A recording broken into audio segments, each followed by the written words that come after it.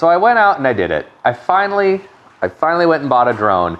Now, I wasn't actually super like excited to buy one. I'm glad that I had like an excuse to get one. I guess it'd be the way to look at it. Like, it was cool to have an excuse to buy a drone. But the reason I got it was because I'd gotten a couple of comments from people on the YouTube channel saying, hey dude, have you thought about getting a drone? And then actually one guy I had a pretty long exchange with, and I said, well, you know, I'm not sure about it. It takes up a lot of space in the pack. It's one more thing I have to carry.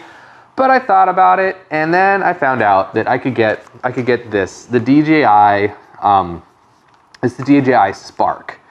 And the Spark is like, it was like the Fly More combo. It comes with 2 batteries, extra propellers, a bunch of other stuff, fast charger, controller. You have to get the controller. Don't get a drone without a controller. Anyway, it's like $500. So cool, all right. So I got it.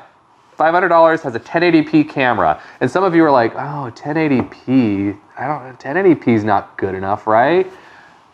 Well, that's not true. From what I'm doing, if you think about it, like this is only for the only thing you need a drone for is B-roll.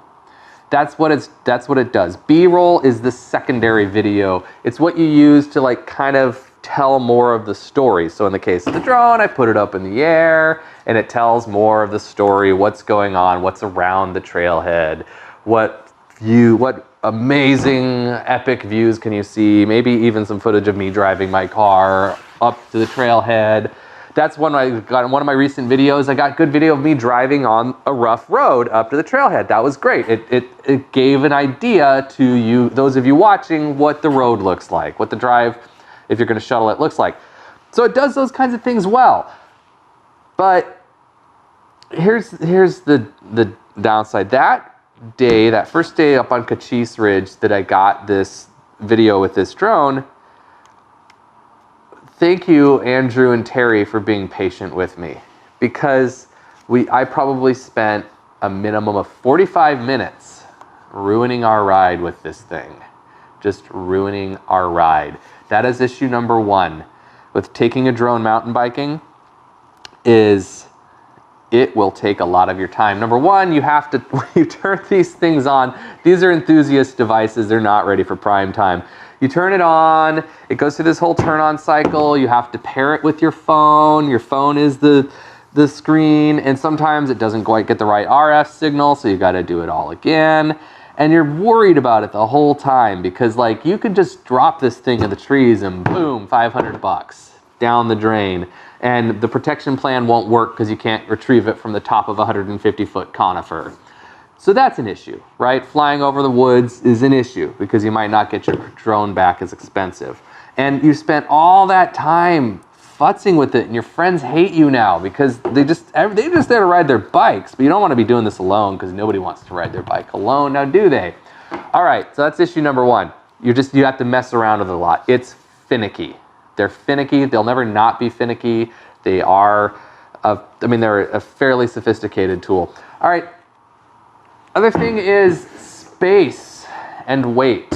So when I carry it in my pack, you know, I don't want this thing in my pack because I might go over the bars. If you're riding with, right? We all go over the bars sometimes. But usually it doesn't cost us $500 to go over the bars. But if I go over the bars and smack, and I crunch this thing. I mean, I do have the protection plan. I guess, you know, I just have them send me another one, but still massively inconvenient. So I carry it in the case that it came in, because this has got this really nice closed cell foam styrofoam case. And now I have this giant case in my pack, and that is not fun. I don't enjoy that. And that's the other issue. Think about mountain biking. Now, hikers are happy. Hikers don't necessarily mind carrying a lot of gear with them, but even them, it's a pain. Like if you're backpacking or something like that, right? It's all about lightness. It's about weight. Mountain biking, as you know, as mountain bikers, it's even worse. We're always doing anything we can, anything at all, dear God, to get the weight off of our backs. To the point, like, look, I have this like water bottle holder on my bike behind me. It's not a water bottle. Like it has my tools in it because I want them off my pack. I want it off my back because like every like Every ounce in your pack is just more weight that is bouncing up and down on your spine. And it's more weight sitting on your tailbone, not your tailbone, what is it, like your perineum? Whatever part of your body is sitting on the seat, right? But it's like there on the back of your spine, just pushing against it right down the hill. It hurts after a while, so you want that weight out of your pack. But to me, it's worth it because I have this channel, right? I have people that I share this video with.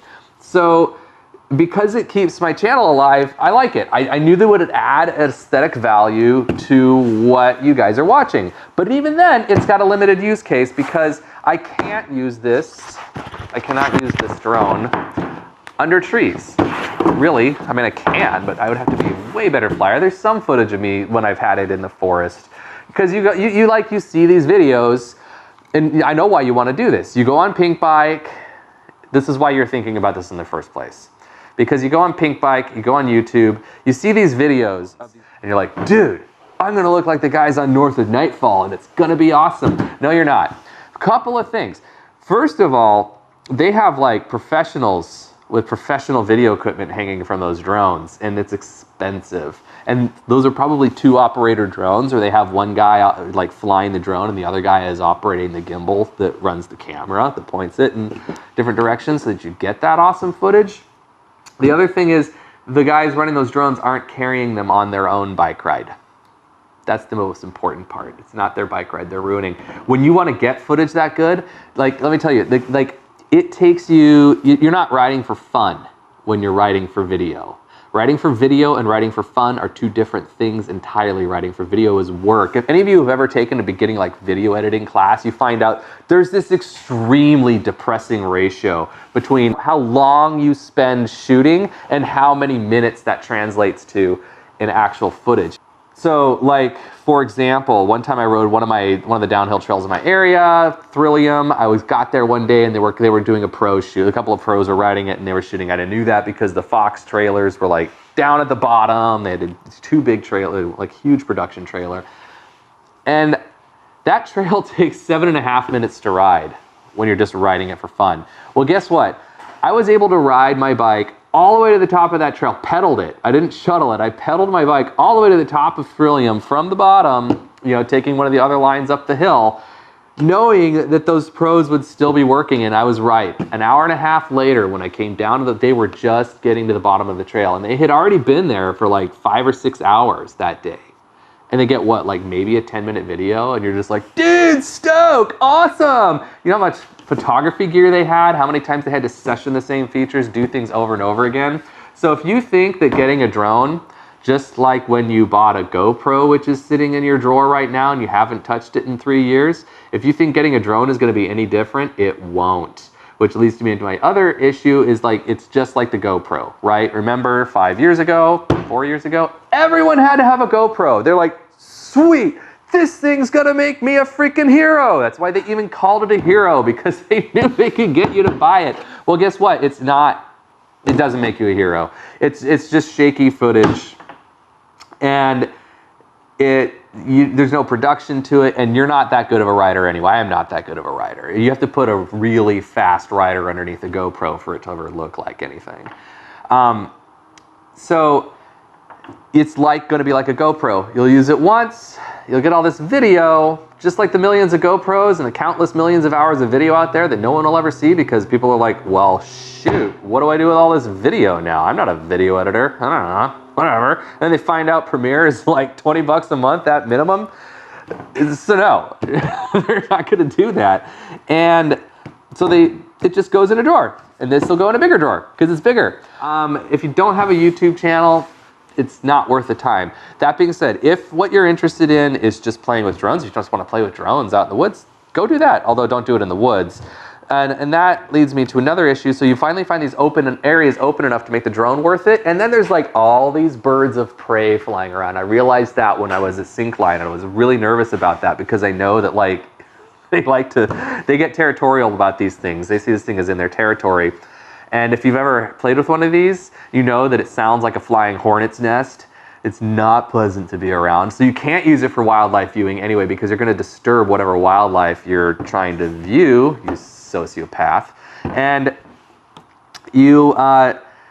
if it's birds of prey, you might be, I mean, my fear is that I was interfering with their hunting, right? They're out there looking for rodents. I'm just out there looking for pretty pictures, and I'm pretty sure that the resident bird of prey population was pretty annoyed with me. And the other last thing, I had a little adventure with this thing that illustrates perfectly their limitations. I put it up in the air, fog rolled in while I had it up in the air because I thought I was gonna get all these cool like misty in and out of the fog shots. Well, it just turned into pea soup. And now it's sitting up in the air and I can't get it to land. Its go home function got it like way out over some trees, and so it wouldn't come down, and I couldn't use my ears, wouldn't tell me where it was. I didn't know how to get it toward me. I couldn't see anything. So I just had to sit there, and meanwhile I'm flying this around, and my friend Jason, like he happened to be behind me, and he's riding his bike up, and he pops up out of the woods. Yeah, how's it going? I'm like, great. Somewhere up there is a drone of mine. He's the one that actually found it after it finally fell in the woods. You know, it did its little thing, and then it finally fell. And look, I broke a propeller on it when it fell, but it seems to all be in one piece. Anyhow, you got to be careful with them. They're $500, and it's like there's $500 just flying out in the air, and $500 could like fly away from you, and it's gone. It's $500. I should have spent that on a Hero 7 Black. It has hyper smooth, but I didn't. I bought a drone instead. But for the general person, unless you have like a YouTube channel, if you're creating content, unless you're a content creator, do not buy a drone. Don't buy a GoPro either, for that matter. If you're not creating content, there's literally no point in having a GoPro. No one wants to see that in your Facebook feed. You know why? Because no one wants to pay to see your happiness. Anyway, don't get one of these unless you're a content creator. And if you're a serious photographer, you need to get a bigger one, and that is a deal breaker when it comes to mountain biking, because we need light and small. Don't get a drone for mountain biking.